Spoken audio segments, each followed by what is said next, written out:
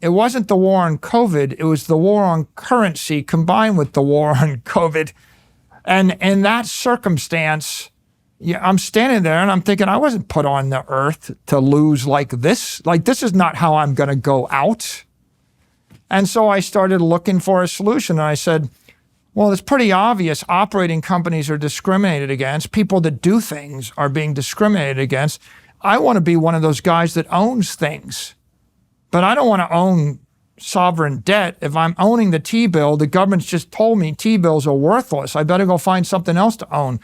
So I started thinking, well, what can I buy? Am I going to buy art? Am I going to buy a building? Well, how much time were you spent thinking about this at this point? Like, is this like 16 hours a day? Well, you know, so I was there and I thought, well, what can you buy? It's like, can I buy real estate? And the answer is, well, real estate just doubled in value over a few weeks because Jerome jacked the price of interest to zero. So that's not good.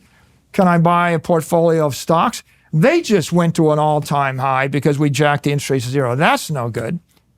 Can I buy a portfolio of collectible art? Oh yeah, good luck with, like, how do I find $500 million of Picassos and Monets attractively priced?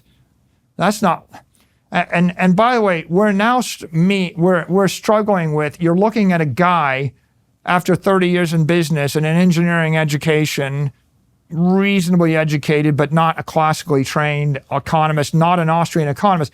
I am struggling with the time-honored question, what is money? Mm-hmm. I need a liquid, fungible asset which will store my economic energy for an indefinite period of time. Mm-hmm. That is, and so what is money? I'm looking for money. And eventually I get to gold. And I'm thinking, should I buy $500 million of gold? And, my attorney, he looks at me and goes, Mike, I remember when gold was $800 an ounce back in the 70s or the 80s, and then it went nowhere for 20 years, and you should be careful about that. And it might not, it's kind of dead money. And then so I'm sitting at this table and I'm watching the world burn while all the Wall Street guys get rich and the talking heads on CNBC say what they're saying.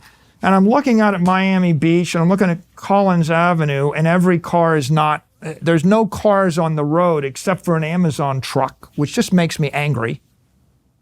One Amazon truck going by.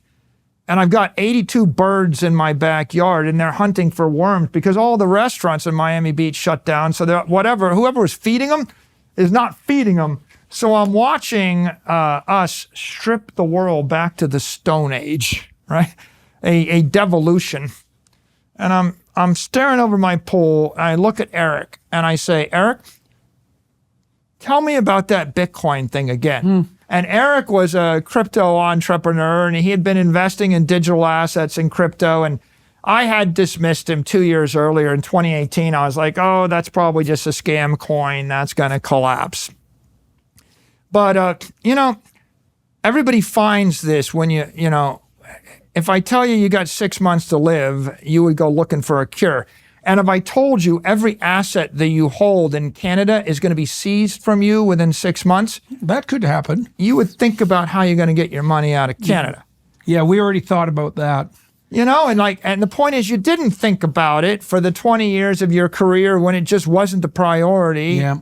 And then when you're faced with a crisis, a challenge, you start thinking. So I said, Eric, tell me about that Bitcoin thing again. And he started describing it. And I started thinking, how can I get more information on that? And he said, well, you can go and watch this podcast, and you can learn anything on YouTube, right? Mm-hmm. You can learn it if you want to learn, all right? I learned a lot from you on YouTube. I learned a lot about diets and ketogenic diets and the carnivore diet. And I learned a lot about food politics, and I learned a lot about psychology. And well, so I started studying up on crypto, and I started speed watching and intensely watching, and I went and I saw the work of Andreas Antonopoulos, and I saw the podcast of the early crypto developers, and then I started looking for the books, and I read the Bitcoin Standard, and I got, quote unquote, dragged down the rabbit hole.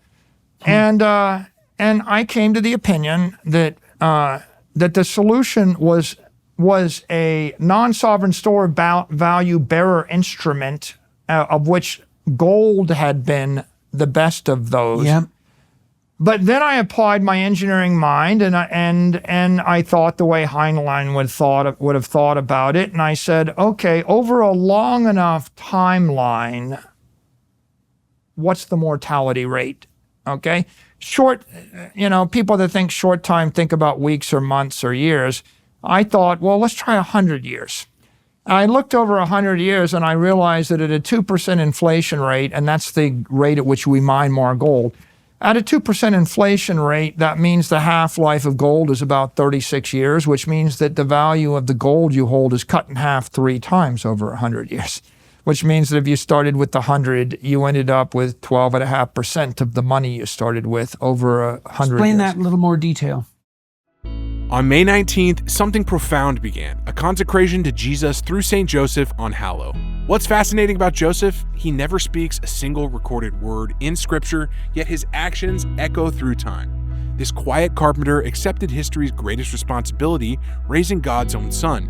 This consecration journey walks you through Joseph's life, inviting you to internalize his virtues, his courage, his obedience, and his sacrificial leadership.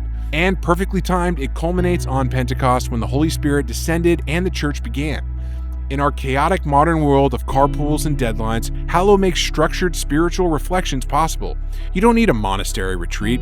You don't need to bring sacred order into your daily disorder. Walk with Joseph, accept the weight of responsibility, and in doing so, orient your soul toward what is truly good, truly worthy, and truly divine. The St. Joseph Consecration, May 19th, only on Hallow. Plus, right now, Hallow is offering 3 months completely free.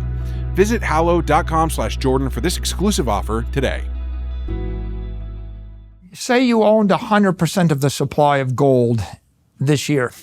The gold miners produce 2% more gold every year. It compounds, which means it takes 36 years before they've doubled the supply of gold. Got it. You own half the supply of gold in 30 years. You own a quarter of the supply of gold in 70 right. So the years. relative You own scarcity 12%. decreases as you hold it. It's inflating. Okay. Got it. Yeah. And so gold, although it's quote unquote sound money, and in the Austrian economy school of thought, it was the best money, it's not perfect money. The reason that you had stable prices throughout the gold era, the gold standard age, is gold was inflating about 2% a year. And the economy is growing 2% a year. And so if the output of goods and services grow at the rate of the money supply, the price is constant. Okay? If the money supply is fixed and the economy grew 2% a year, prices will fall 2% every year. Right. And by the way, in technology, when you look at technical products where the company grows productivity faster than 2%, in a gold world, the price would fall very fast. Okay, so what's going on is there's a race between productivity and money supply. And if I can drive the price of the product down 20% a year, I can inflate the amount of money 10% a year, and the price of that thing will fall 10%. Yep. But if I didn't inflate the price of money, it would fall 20%, you see. So I looked at gold. I said, I need something like gold. But the problem with gold is it's a conventional asset. It had kind of recovered a bit. And I thought, it's not perfect. It's the best idea in the 19th century. And it's not quite working in the 20th century. And so I started thinking, what if someone designed digital gold? What if now we go back to the engineer saying, can you perfect gold? And the engineering idea, how do you fix gold and make it perfect? Well, you make it impossible to mine anymore. What if, and then we get into the fantasy thing. What if, if God came down, and there's a bit of theology here, if you allow me, if God came down and wanted to fix gold, it's impossible to make any more gold, right? How can you make it better? It'd be really great if it was weightless. How do you make it better? I'm going to cast a spell and allow you to teleport the gold anywhere on Earth. If God said, I'm going to implement a system of 21 million gold coins, but we're going to call them God coins, and I'm going to keep them in a bank in heaven, and I'm going to let you transfer any amount. I'm going to let you subdivide it by 100 million, and we'll call them Satoshis. And I will let you transfer peer-to-peer and pay anybody anytime instantly at the speed of light, and I will keep track of the ledger of who owes in who an owes incorruptible way. I will never cheat you, and I will do it forever, for free.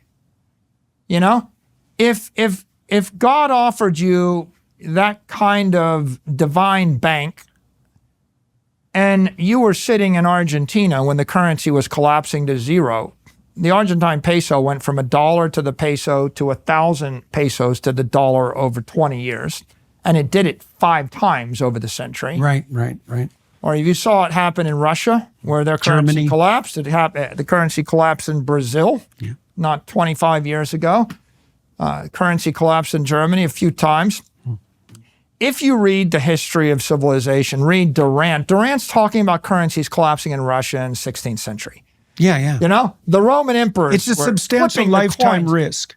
Pretty much, on average, the currency collapses every 30 to 40 years in most political jurisdictions for all of human history. And if you get a currency to last by the way, the best currency of the last 100 years is the dollar. The U.S. won every war of the 20th century. My house in Miami Beach traded for $100,000 in 1930. It would trade for $100 million 100 years later. 99.9% collapse in the value of the dollar. The winning currency of the 20th century, the best currency in the world, lost 99.9% of its value. That's a winner. If you do the math fast, just for the viewers, it works out to 7% a year. 7%. Inflation over... In the best currency. And how do you calculate?